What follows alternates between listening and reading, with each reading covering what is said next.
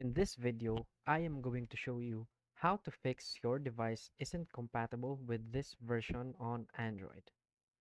So please watch the video until the end and follow this tutorial step by step to avoid making mistakes.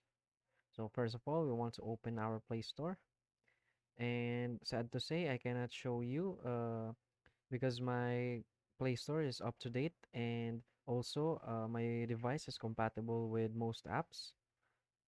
So if in your case you can see a message that says your device isn't compatible with this version, I can help you fix that.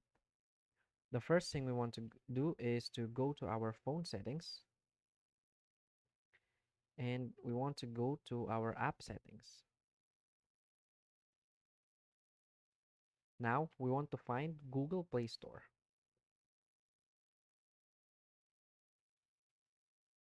Now we want to open Google Play Store, and first thing we want to do is to force tap the application.